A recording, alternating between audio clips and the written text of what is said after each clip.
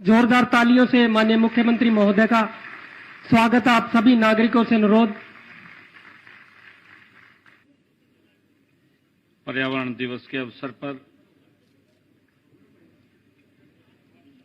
आज इस कार्यक्रम में हमारे पर्यावरण मंत्री राव नरवीर सिंह जी, हमारे भिवानी महेंद्रगढ़ लोकसभा के सांसद चौधरी धर्मवीर जी,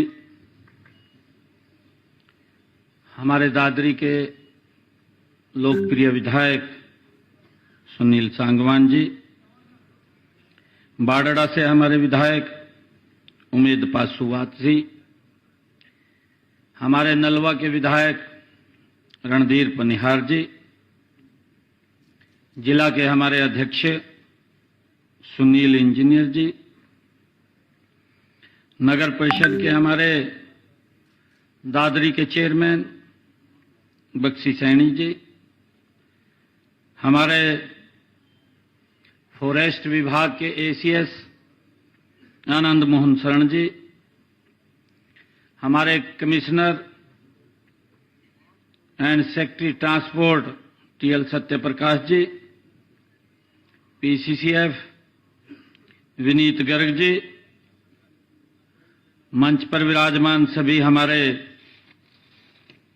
नेतागण और आज दादरी में विश्व पर्यावरण दिवस के अवसर पर इस समारोह में उपस्थित सभी महानुभाव,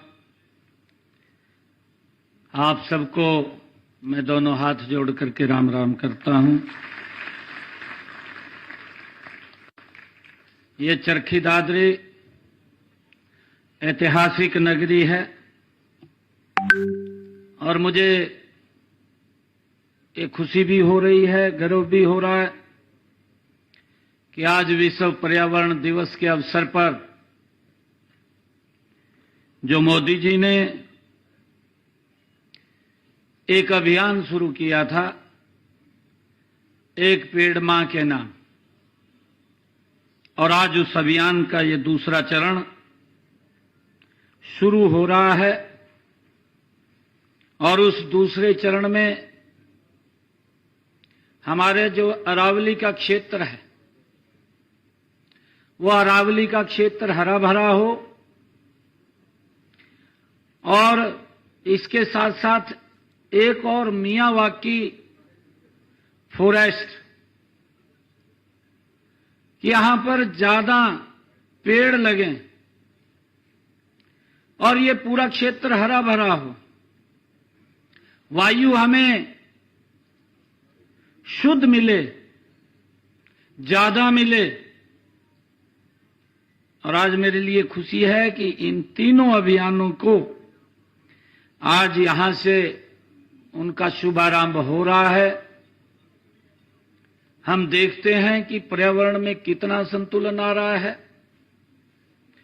जब हम विकसित भारत की बात कर रहे हैं, विकसित राष्ट्र की बात करते हैं या विकसित हरियाणा की बात करते हैं, तो उसमें सबसे महत्वपूर्ण अगर ध्यान रखने की कोई आवश्यकता है तो वो हमारा वातावरण है, वो अनुकूल होना चाहिए। हमारा हवा वो शुद्ध आए, जिससे कि कई प्रकार के ऐसे जिनकी चर्चा भी की गई है कि चाहे पॉलीथीन हो या पेड़ ज्यादा मात्रा में कट रहे हैं, प्लास्टिक का पॉलीथीन, उनको हमें आगे आकर के उनके विरुद्ध काम करना होगा, पॉलीथीन को बाहर करना होगा और ज्यादा संख्या में पौधारोपण हमें मिलकर के करना होगा, जिससे कि वातावरण शुद्ध रहे और हमें हवा भी शुद्धता से मिले। उसके लिए हम सब ने ये काम करना होगा।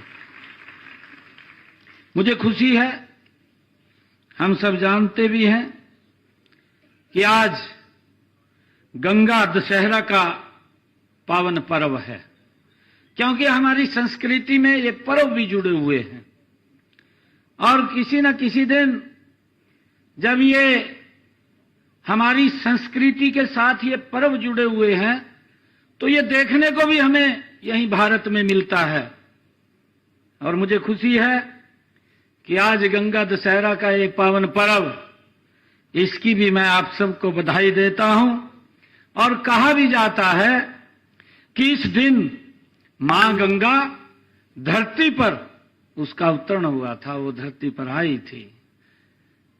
मुझे ये भी खुशी है कि मैं आप सबको विश्व पर्यावरण दिवस और गंगा दशहरा की बहुत बहुत हार्दिक शुभकामनाएं और बधाई देता हूं।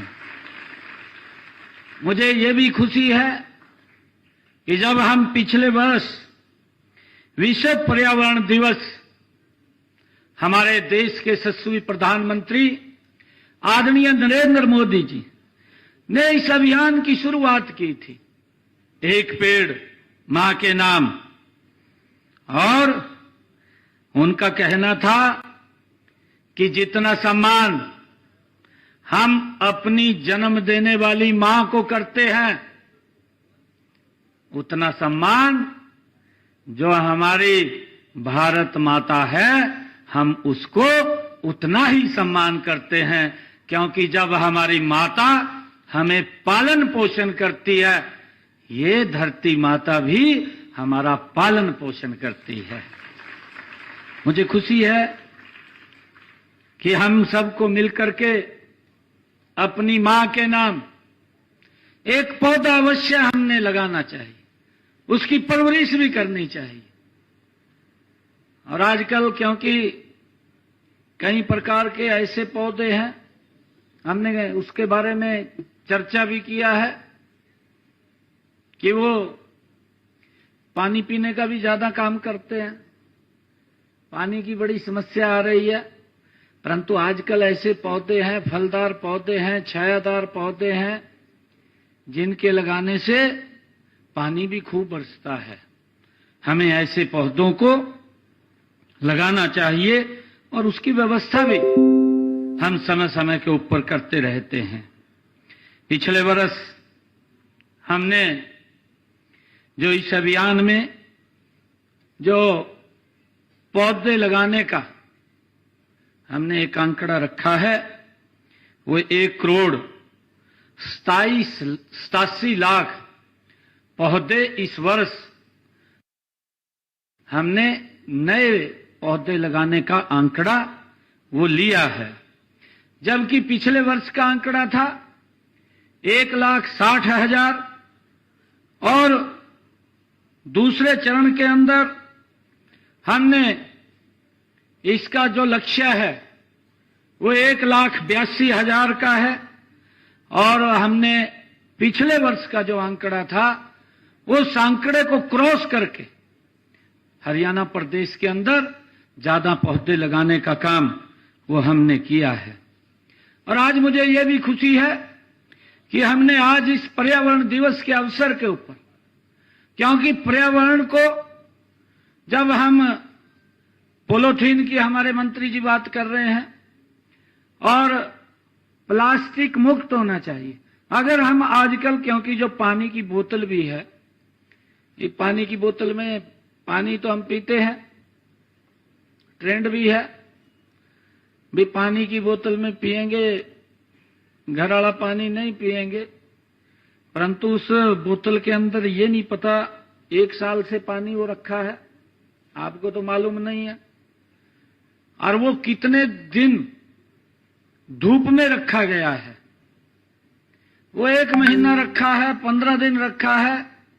जब वो अपनी एक हीट के ऊपर पानी जाता है, क्योंकि वो प्लास्टिक की बोतल में है, और प्लास्टिक की बोतल का वो दुष्परिणाम आपको बताया भी है कि अगर एक पॉलीथीन को जलाएंगे तो उसमें से कितना पोल्यूशन निकलेगा, कितना धुआं निकलेगा, वो भी हम सबको ध्यान में है।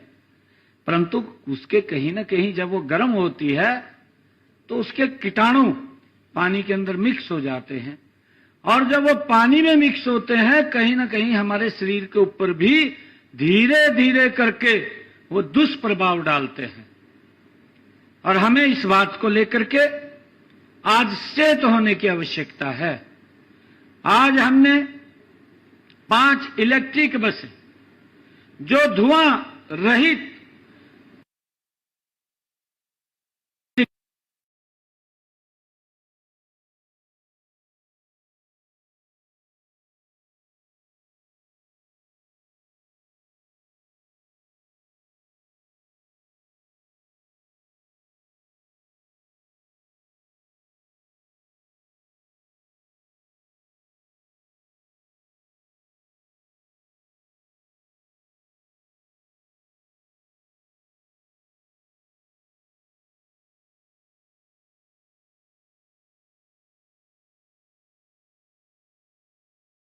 ये पिछले दिनों शुरुआत की है।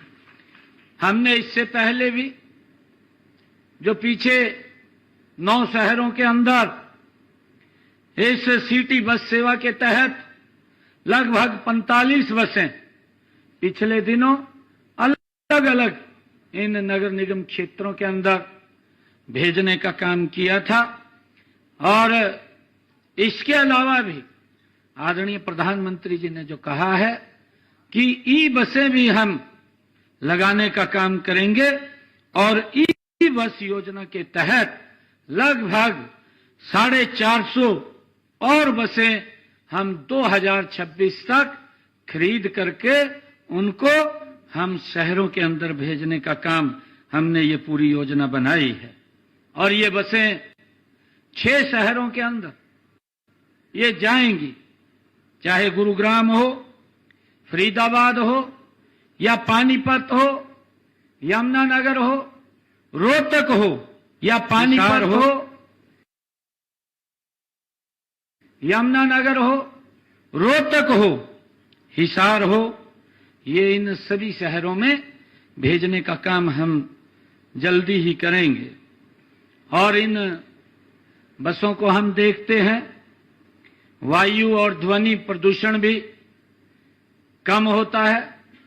हमारे नजदीक से बस निकल जाती है, हमें पता भी नहीं चलता कि बस निकल करके गई है, उसकी आवाज भी नहीं होती। और आज बस के साथ साथ इलेक्ट्रिक कारें भी, वो भी अधिकारियों ने उसका आयोजन किया था। हम उस इलेक्ट्रिक कार में ही बैठ करके आए हैं, जो एक बार बैटरी रिचार्ज हो गई तो 500 किलोमीटर तक जाने का, और 200 किलोमीटर की स्पीड से वो चलती है। ऐसी व्यवस्था आजकल आ गई है। और आने वाले समय के अंदर हम ज्यादा इस पेट्रोल और डीजल इससे भी बचेंगे, क्योंकि हम देखते हैं कि अगर 5 वर्षों में हरियाणा रोडवेज की अगर हम बात करें, ये इलेक्ट्रिक बसें हम 30% इसमें शामिल करने का हमने निर्णय किया है।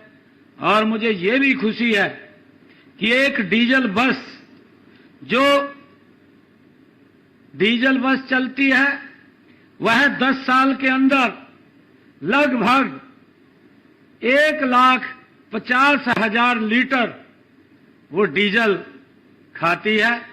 जब 1,50,000 डीजल की कंजप्शन उसकी होती है तो कितना वायु प्रदूषण वो करेगी। और जब ये इलेक्ट्रिक बस आ रही है तो वो 1,50,000 डीजल की बचत भी होगी, कोई डीजल खर्च नहीं होगा, वातावरण भी शुद्ध होगा, कोई वातावरण में पोल्यूशन नहीं होगा, इसका लाभ भी वो मिलेगा। और इसके अलावा क्योंकि बैटरी से चलने वाले जो वाहन हैं उनके ऊपर हमने सब्सिडी का भी वो प्रावधान किया है, देते हैं। एनसीआर में, जो एनसीआर का क्षेत्र है, उसमें 10 वर्ष पुराने डीजल के तथा 15 वर्ष पुराने जो पेट्रोल के वाहन हैं, उन वाहनों के लिए हमने एक स्क्रैप पॉलिसी भी हम लेकर के आए हैं, जिससे कि लंबे समय तक ये ज्यादा पोल्यूशन न कर सके, उसके लिए भी हमने व्यवस्था की है। और मुझे ये खुशी है कि जब आज हम दादरी में आए हैं, चरखी दादरी में आए हैं, तो आज ही हमने हरियाणा में जो 3 इस योजना का हरित अरावली कार्य योजना, जिसका अभी जिक्र भी किया गया है, हरित अरावली कार्य योजना का भी आज शुभारंभ हुआ है। केंद्र व राज्य सरकारों द्वारा बनाई गई यह परियोजनाएं आज जिसका शुभारंभ देश के यशस्वी प्रधानमंत्री आदरणीय नरेंद्र मोदी जी वो भी कर रहे हैं। और उसका उद्देश्य है कि हमारे जो अरावली के पर्वत हैं, और ये 4 राज्यों के अंदर ये फैले हुए हैं, जिनमें हरियाणा भी शामिल है, इन चारों राज्यों के 29 जिलों का इसमें चयन किया गया है, जिसमें 5 जिले तो हमारे हरियाणा के हैं। मुझे खुशी है कि विश्व पर्यावरण दिवस को मनाने का मुख्य उद्देश्य हम सब का कि वायु, जल व मिट्टी हर प्रकार के प्रदूषण की समस्या के प्रति हम जागरूक हों। इसी उद्देश्य से इस दिन को मनाने की ये घोषणा भी संयुक्त राष्ट्र में की गई थी, जिसका जिक्र भी किया गया है कि सन 1972 में इसकी घोषणा हुई।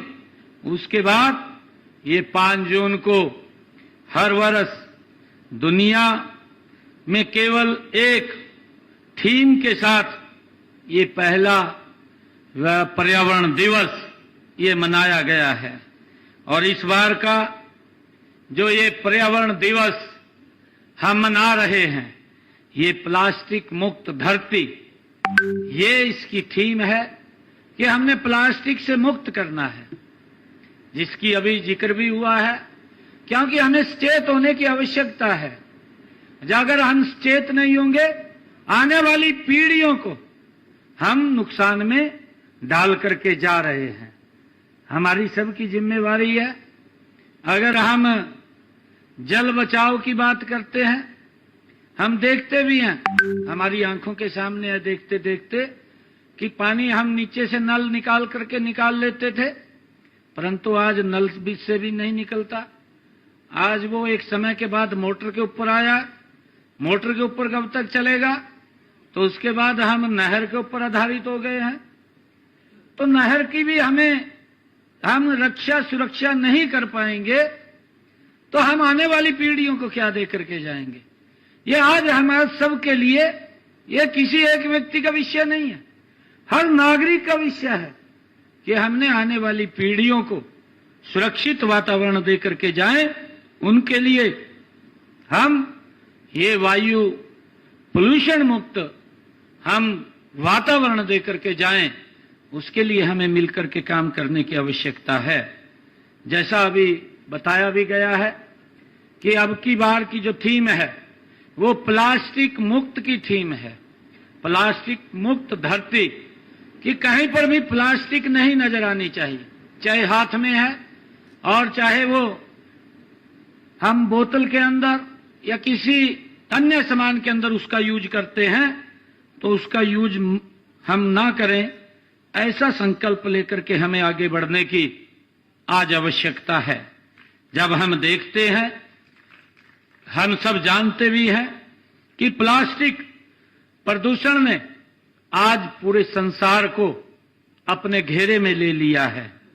अगर हम देखते हैं, लाखों टन प्लास्टिक कचरा धीरे धीरे समुद्र के अंदर जा रहा है, हम ये भी देख रहे हैं, और धरती के गर्भ तक पहुंच रहा है, जिसकी चर्चा अभी की है कि अगर एक प्लास्टिक का पॉलीथीन, उसको गलने में 400 साल लगते हैं, और 400 साल के बाद गलने के बाद भी वो क्या वहां की स्थिति पैदा करेगा कि वहां पर कोई पेड़ भी उगेगा या नहीं उगेगा, उसको बंजरी कर देगा। वो किस प्रकार की स्थिति हमारे सामने खड़ी होगी आकर के, तो मेरा आग्रह है कि अब भोजन में भी शामिल होकर के मानव ही नहीं बल्कि अन्य प्राणियों के स्वास्थ्य पर भी इसका बहुत बुरा असर वो पड़ता है। उसके लिए हम सब ने आज जागरूक होने की आवश्यकता है। हमारा मानना है कि जब तक हम प्लास्टिक कचरे पर वैश्विक स्तर पर हो रहे दुष्प्रभावों के बारे में नहीं जानेंगे, तब तक उसके निपटान के बारे में भी हम नहीं सोच सकेंगे। इसी को ध्यान में रखते हुए प्रकृति को प्लास्टिक मुक्त बनाने का ध्यान केंद्रित किया जा रहा है और इस प्लास्टिक प्रदूषण को खत्म करने के लिए विभिन्न कदम भी उठाए जा रहे हैं। हम भी लगातार सरकार की दृष्टि से उसके ऊपर कड़े कदम उठाते हैं, परंतु जब तक समाज में जागरूकता नहीं आती, समाज उसको ऑन नहीं करता, तब तक इस प्रकार की कुरीति समाप्त नहीं होती। हमने प्रदेश के अंदर 19 जो सिंगल यूज प्लास्टिक आइटम हैं उनको बैन करने का वो काम हमने किया है। साथ ही 120 mm मोटाई की प्लास्टिक थैलियों को पर भी हमने बैन लगाया है ताकि वो बाजार में भी ना आए, वो भी हमने काम किया है। पर्यावरण संरक्षण की बात हमारे लिए ये कोई नई नहीं है। पर्यावरण की रक्षा तो हमारी आस्था और आदत दोनों रहा है। हम सब जानते हैं, हमारी आस्था का केंद्र भी रहा है ये, और ये मैंने कहा कि हमारी संस्कृति में, और ये संस्कृति अगर हमें कहीं देखने को मिलती है, ये भारत के अंदर देखने को मिलती है। और हमारे पूर्वज, हम सब जानते हैं कि हमारे पूर्वज इस प्रकृति की पूजा भी करते हैं। भारत में धरती माता, पेड़ पौधों और यहां पर हम इन सब की पूजा करते हैं। ये विधान सदियों से ये चला आ रहा है। आज भी हम देखते हैं, पीपल का पेड़ हो या चाहे नीम का पेड़ हो, हम पीपल के पेड़ की आज भी पूजा करते हैं और पीपल के पेड़ को ब्रह्मा के रूप में हम मानते हैं कि वो ब्रह्मा का रूप है, क्योंकि पीपल का पेड़ किस प्रकार से 24 घंटे लगातार ऑक्सीजन ही देता है। ये हमारी संस्कृति का एक हिस्सा है जिसको हमारी धरती माता उसका पालन पोषण करती है। जब वो धरती माता हमारी इसका पालन पोषण करती है तो ये पेड़ पौधे ही तो हैं जो हमारा पालन पोषण करते हैं। भाइयों, हमें इसको लेकर के जागरूक होने की आज आवश्यकता है। माननीय प्रधानमंत्री जी के मार्गदर्शन में हम पर्यावरण संरक्षण की दिशा में वायु, जल, मिट्टी के प्रदूषण पर नियंत्रण करने के लिए हम व्यापक कदम उठा रहे हैं। और मुझे ये भी खुशी है कि हमने जो हरियाणा में निर्णय लिए हैं, चाहे पराली न जलाने और पराली के उचित प्रबंधन के लिए हमारी सरकार काम कर रही है ताकि पोल्यूशन न फैले। हमने पराली की गांठ बनाने की, उसके ऊपर दी जाने वाली प्रोत्साहन राशि को पहले जो 1000 रुपया थी, हमने उसको बढ़ा करके अभी अपने बजट के अंदर उसको 1500 रुपये कर दिया है, ताकि किसान को प्रति एकड़ के हिसाब से वो मिले, वो पराली को ना जलाए और वातावरण दूषित ना हो। हमने इसके ऊपर भी ये एक सुविधा योजना बना करके किसानों को लाभ पहुंचाने का काम किया है। और इसी प्रकार पराली न जलाने वाली पंचायतों को हमने उनको भी प्रोत्साहित किया है कि हमने सरपंचों को ये कहा, पंचायतों को कहा है कि अगर आपके गांव में कोई भी व्यक्ति पराली नहीं जलाएगा तो उसको भी हम वार्षिक तौर पर प्रोत्साहन राशि देते हैं। हमने उसको 1 लाख से बढ़ा करके 1.5 लाख रुपया करने का वो निर्णय किया है, ताकि वो गांव के अंदर किसानों को उसके प्रति जागरूक करते रहें कि वो पराली ना जलाएं। और कूड़े कचरे के निपटान के लिए भी प्रदेश में हमने बिजली से अंतर लगाए हैं, ताकि पराली हो, गेहूं के फान्ने हो या गन्ने की पाती हो, व्यक्ति को खेत में न जलाना पड़े, उसका इनकम का साधन भी खड़ा हो। जो हमने बिजली के संयंत्र लगाए हैं, ताकि वो अपनी उस पराली को इकट्ठा करके जो उसके ऊपर इंस्ट्रूमेंट है, चाहे रिपर है, बेलर है, उसके ऊपर अलग सब्सिडी दे करके किसान को देने का काम करते हैं, ताकि वो उससे कटाई करके उसकी गांठ बना करके वो अपना इनकम का साधन भी खड़ा कर सके और वो बिजली संयंत्र के अंदर जा करके उसको बेच सके। सरकार अलग से उसको 1500 रुपए एकड़ के हिसाब से देती है, इस नाम के देती है कि वो अपनी पराली को, पाती को, भानों को आग ना लगाए। इसके लिए हमारी सरकार काम कर रही है। और मुझे खुशी है कि जब पिछले दिनों ये बात दिल्ली के अंदर, क्योंकि हर बार उठती थी कि पंजाब का किसान और हरियाणा का किसान अपनी पराली जलाता है और ये धुआं इकट्ठा होकर के दिल्ली में आ जाता है, दिल्ली का वातावरण खराब कर देता है। वहां की सरकार हर बार उसकी व्यवस्था की काम करने की तरफ तो ध्यान नहीं था, आरोप लगाने के ऊपर ध्यान होता था। परंतु पिछले दिनों जब माननीय सुप्रीम कोर्ट के अंदर ये बात गई और माननीय सुप्रीम कोर्ट ने इसके ऊपर अपनी प्रतिक्रिया दी, उन्होंने ये बात पंजाब सरकार को कही कि आप पराली प्रबंधन में आप हरियाणा से सीखिए, क्योंकि जो काम हरियाणा सरकार ने किया है आप अपने किसानों के लिए वो काम करके दे दीजिए। ये व्यवस्था की बात होती है और व्यवस्था के अंदर हमने किसानों के हित में कई योजनाओं के माध्यम से, ताकि पराली न जलाए, हमारे किसान ने ऑन किया है। इसकी चर्चा माननीय सुप्रीम कोर्ट ने की, उसकी प्रशंसा की है, तो मैं धन्यवाद भी देना चाहता हूं। और हमने प्रदेश में बायोमेडिकल कचरा, प्लास्टिक उपयोग और हानिकारक पदार्थों के निपटान, सॉलिड वेस्ट आदि के नियंत्रण के हेतु भी हमने हरियाणा में नीतियां बनाई हैं।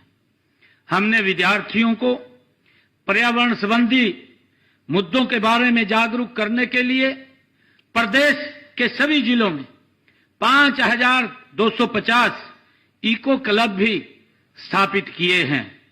पेड़ पौधे, हम सब जानते हैं कि पेड़ पौधे ये धरती के जैसा व्यक्ति के शरीर के अंदर फेफड़े काम करते हैं और वो बाहर से ऑक्सीजन लेते हैं, हमारे शरीर को देते हैं, शुद्ध करके वो देते रहते हैं।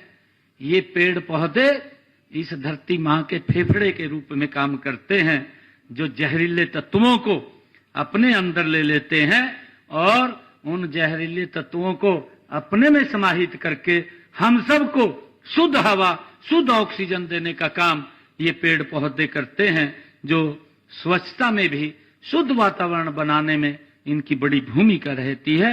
और मुझे खुशी है कि हमने 75 साल से अधिक आयु के वृक्षों को कृतज्ञता व्यक्त करने के लिए प्राण वायु देवता पेंशन योजना की भी शुरुआत की हुई है। और मुझे खुशी है बताते हुए कि जो बड़े पेड़ हैं, 75 साल से ज्यादा के जो पेड़ हैं, ऐसे पेड़ों की प्राण वायु देवता पेंशन योजना वो शुरू की है कि उन पेड़ों की देख रेख के लिए अगर कोई व्यक्ति वहां पर वो देखता है उसको, तो 1 साल में ऐसे पेड़ों को के लिए 3000 रुपए पेंशन के रूप में भी दिया जाता है, ताकि इन पेड़ों को सुरक्षित किया जा सके और इनको सुरक्षित रखा जा सके। इनकी पेंशन का भी प्रावधान हमने किया है। प्रदेश को हरा भरा बनाने के लिए हमने जिला मुख्यालय पर 5 से 100 एकड़ में क्षेत्र में ऑक्सीवन स्थापित करने की योजना भी वो शुरू की है। इसमें पैदल ट्रैक, साइकिल ट्रैक की व्यवस्था होगी। हमने इसकी शुरुआत करनाल से की है। करनाल में पिछले वर्ष हमने ऑक्सीवन की स्थापना वहां की है, जो अभी पंचकुला में जिसके ऊपर काम चल रहा है, जल्दी वहां पर भी एक ऑक्सीवन लगेगा। हमारे सांसद जी अभी उस बात का जिक्र कर रहे थे कि जब कोरोना का कालखंड आया, हम सब ने भुगता है, हम सब ने उसको नजदीक से देखा है कि जब हॉस्पिटल्स के अंदर ऑक्सीजन की कमी हो गई, व्यक्ति ऑक्सीजन के लिए तड़पता रहा, परंतु क्योंकि जब व्यवस्था होती है, हमने, क्योंकि जितने बाग थे हम देखते थे, बड़े पेड़ थे, उन सब को हमने धराशाही किया, काटा, और उसके कारण से समस्या खड़ी हुई। हमें फिर उसी तरफ जाना पड़ेगा, ज्यादा पेड़ लगाने पड़ेंगे, ज्यादा पौधे लगाने पड़ेंगे, और जिससे यह संतुलन ना हो प्रकृति के अंदर। जब ये संतुलन ठीक होगा तो व्यवस्थाएं ऑटोमेटिक ठीक हो जाएंगी। हम प्रकृति के साथ जब छेड़छाड़ करते हैं तो उसके दुष्परिणाम भी हमारे सामने निकल करके आते हैं। हमने सोनीपत के अंदर 116 एकड़ और यमुनानगर में 11 एकड़ में हमने नगर वनों का हम विकास कर रहे हैं। प्राकृतिक ऑक्सीजन को बढ़ावा देने के लिए प्रदेश के हर गांव में पंचवटी के नाम पर पौधारोपण किया जा रहा है, और कुरुक्षेत्र की 48 कोस की परिधि में 134 तीर्थों पे पंचवटी वाटिका बनाने की भी हमने कार्य वो गति से चल रहा है, ताकि ज्यादा से ज्यादा पौधे वो लग सकें। प्रदेश को हरा भरा बनाने के लिए हर गांव पेड़ों की छांव योजना, हर घर हरियाली तथा पौधागिरी जैसी योजनाएं हमने चला रखी हैं, ताकि प्रत्येक गांव में इनकी रक्षा सुरक्षा के लिए हमने एक हर गांव के अंदर वृक्ष मित्र वो भी हमने लगा रखा है, जिससे कि पौधों की रक्षा सुरक्षा हो और ज्यादा संख्या में पौधे वो लगे, उसकी व्यवस्था हमने की है। और मेरा आग्रह है, क्योंकि आज इसका पर्यावरण दिवस के ऊपर ये शुभारंभ हो रहा है, हम ये संकल्प अवश्य लेकर के जाएं कि हम अपने घर के आंगन में या कहीं सड़क के साइड में या कहीं किसी खेत के अंदर हम अवश्य ये संकल्प लेकर के कि पौधा हम अवश्य लगाएंगे, ताकि, और उसकी देखरेख भी करेंगे। जब तक वो आत्मनिर्भर नहीं बन जाता तब तक हम उसको देखेंगे। हम तो ये देखते हैं कि जब हम फलदार पौधे लगाते हैं तो कई पीढ़ियां उसका आनंद लेती हैं, छाया का तो लेती है, परंतु फल भी हम सब पीढ़ियों तक उसको खाते रहते हैं, उसका लाभ हमें मिलता रहता है। उस तरफ हमने दोबारा फिर गति से बढ़ना है। आप सबको आज इस अवसर के ऊपर मैं बधाई भी देता हूं, आप सबको शुभकामनाएं भी देता हूं कि आज इस पर्यावरण दिवस के ऊपर जो आदरणीय प्रधानमंत्री जी की जो पर ड्रॉप और मोर क्रॉप, उन्होंने एक योजना भी चला रखी है। आदरणीय प्रधानमंत्री जी ने कहा कि पर ड्रॉप, आजकल पानी की इतनी ज्यादा कमी हो गई है कि उस पानी को पूरा करने के लिए हमने एक बूंद पानी से हम ज्यादा पैदावार ले सकें, और हमने कई योजना भी चलाई है, चाहे भूमिगत पाइपलाइन हो कि ज्यादा पानी का वेस्टेज ना हो, उसके ऊपर सरकार सब्सिडी देने का काम करती है। और उसके साथ साथ हमने अटल भूजल योजना के तहत इस क्षेत्र के अंदर अगर हम दादरी, नारनौल, महेंद्रगढ़ अगर हम देखें, अभी हमारे जल शक्ति मंत्री वो आए थे, जब हमने चर्चा उनसे की कि हमारे 86 ऐसे ब्लॉक हैं जो डार्क जोन में चले गए हैं, और हम चाहते हैं कि आदरणीय प्रधानमंत्री जी ने अटल भूजल योजना के तहत एक योजना चला रखी है, और उस योजना के तहत हम यहां पर भी तालाब बनाएं ताकि बरसात का जो पानी है वो बहा करके वेस्टेज ना जाए, हमारे उस तालाब में इकट्ठा हो और हम उसका उपयोग करके अपनी पैदावार को भी बढ़ा सकें। क्योंकि जो बरसात का पानी है, पानी कहीं फैक्ट्री में नहीं बनता, ये तो प्रकृति का स्रोत है।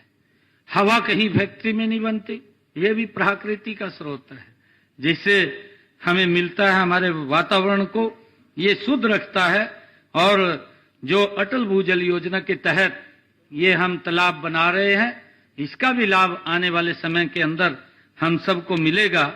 और पिछले आदरणीय प्रधानमंत्री जी ने दिनों में एक घोषणा की थी कि हम देश के अंदर अमृत सरोवर बनाएंगे, क्योंकि आजादी का ये अमृत महोत्सव हम मना रहे थे। उस अमृत महोत्सव के अंदर जब 75 वर्ष पूरे हुए आजादी के, प्रधानमंत्री जी ने घोषणा की थी कि हम अमृत सरोवर बनाएंगे। और मुझे खुशी है कि हमने हरियाणा के अंदर अब तक 2800 तालाबों को इसके तहत लेकर के अमृत सरोवर के रूप में उनको अपग्रेड करने का काम किया है।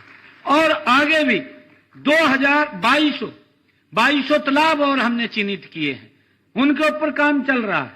कुछ के ऊपर काम चलना बाकी है, ताकि अमृत सरोवरों के तहत बरसात के पानी को एकत्र करके उसको उपयोग हम कर सकें, ताकि जल को भी हम बचा सकें। ये भी पर्यावरण से जुड़ा हुआ विषय है। आज मुझे खुशी है कि इस पर्यावरण दिवस के ऊपर आइए, आज विश्व पर्यावरण ये दिवस पर हम संकल्प लें कि हरियाणा राज्य में पर्यावरण संरक्षण के लिए जन अभियान चला करके राज्य को पर्यावरण की दृष्टि से हम 1 नंबर का बनाएंगे। और ये हम सरकार की जिम्मेवारी नहीं, ये हरियाणा के 2,80,00,000 लोगों की जिम्मेवारी है। जब हम इस अवसर के ऊपर संकल्प लेंगे तो कोई भी ऐसा विषय नहीं है जिसके ऊपर पीछे रहेंगे। हम आगे बढ़ करके उसमें काम करेंगे और हरियाणा को हम नंबर 1 के ऊपर ले जाने का पर्यावरण की दृष्टि से मिलकर के काम करेंगे। और हम ये संकल्प लें कि हम अपने जीवन में प्लास्टिक का कभी इस्तेमाल नहीं करेंगे। ये आज संकल्प लेकर के जाएं कि हम प्लास्टिक का अपने जीवन में इस्तेमाल बंद करेंगे, हम उसका उपयोग नहीं करेंगे। हम ये भी संकल्प लें कि एक पेड़ मां के नाम दूसरे चरण के तहत कम से कम 1 पेड़ लगा करके उसकी देखभाल और कर पर्यावरण संरक्षण में अपना योगदान देंगे। ये संकल्प लेकर के जाएं। और हम ये भी संकल्प लें कि अरावली एवं शिवालिक पहाड़ियों की प्राकृतिक धरोहर को बचाने के लिए जन अभियान हम मिलकर के चलाएंगे। ये संकल्प भी हम लेंगे।